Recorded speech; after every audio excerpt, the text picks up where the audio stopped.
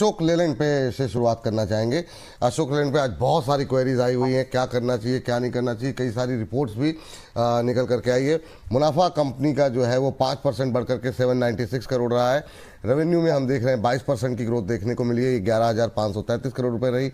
EBITDA 27% बढ़ा है।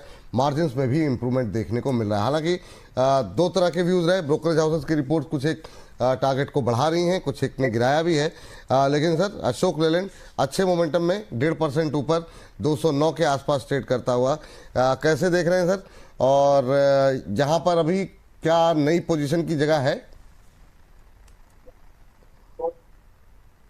बिल्कुल है। और सीधे सीधे देखिए, नई पोजीशन बनाने से पहले स्ट्रिक्ट स्टॉप लॉस आएगा 202 का। 202 के एसएल से जिसके पास भी पोजीशन है वो होल्ड करिए, और नया भी बाय करना चाहते हैं बाय कर सकते हैं। स्टॉक में और तेजी बनेगी। 221 पहला टारगेट बनेगा, और दूसरा टारगेट की बात करते हैं तो 229 तक के अपसाइड मूव अशोक लेलैंड में नजर आते हैं। कंटिन्यूअस हायर हाइस हायर लोज में काउंटर ट्रेड हो रहा है।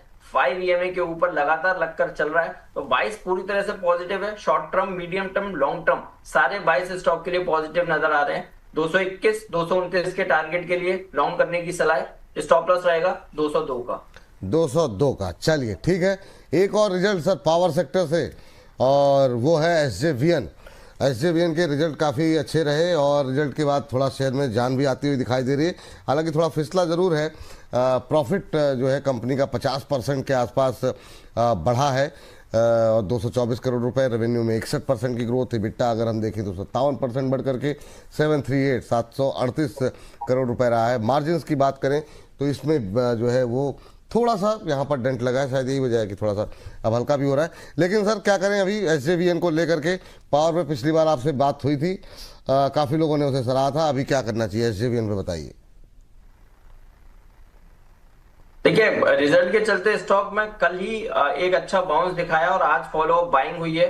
तो रैली ये काउंटर कंटिन्यू कर सकता है। आने वाले दिनों में 85 तक के अपसाइड मूव देखने को मिल सकते हैं। तो जिसके पास भी पोजीशन है होल्ड करने की सलाह है, बाय करने की सलाह है। स्टॉप लॉस रहेगा 75 का। अच्छा सर, जैसे आपने पिछली बार जो है हमको बताया था पावर को लेकर के, अभी पावर में जो पिछले 2-3 दिनों में कुछ बदलाव जो हुए हैं उसको ध्यान में रखते हुए अभी आपकी कोई फ्रेश बाई की सलाह कहीं पर है पावर के अंदर? बिल्कुल, देखिए टाटा पावर पसंदीदा काउंटर है, और टाटा पावर पे ही बाय रिकमेंडेशन है। आप देखिए कल के सेशन में भी स्टॉक में खराब ओपनिंग हुई, फिर उसके बाद पूरा डे रिकवर कर गया। आज के सेशन में भी स्टॉक ने अपने ओपनिंग नोट पे 5 ईएमए को टच किया, फिर वहां से हाई के पास ट्रेड होता हुआ नजर आ रहा है। Inverse head and shoulder pattern का ब्रेकआउट इंटैक्ट है, तेजी बिल्कुल दिखाएगा। आने वाले दिनों में 390 और 410 के जो टारगेट सुझाए हैं वो बिल्कुल इंटैक्ट है। बाय करने की सलाह है। स्टॉप लॉस यहां से रहेगा 365 का। 365। टाटा पावर ज्यादा पसंद आ रहा है। अदानी को छोड़ दे सर अभी?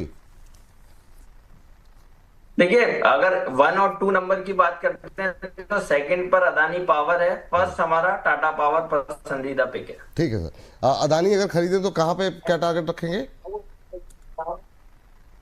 सर यहाँ पे भी खरीदने की सलाह है। स्टॉप लॉस है हमारा 138 का। बाउंस बैक में हमें लगता है 162 से 170 तक के अपसाइड में देखने को मिलेंगे। 162 170 के टारगेट के लिए खरीदारी करने की सलाह अदानी पावर में। अभी 150 के आसपास चल रहा है। चलिए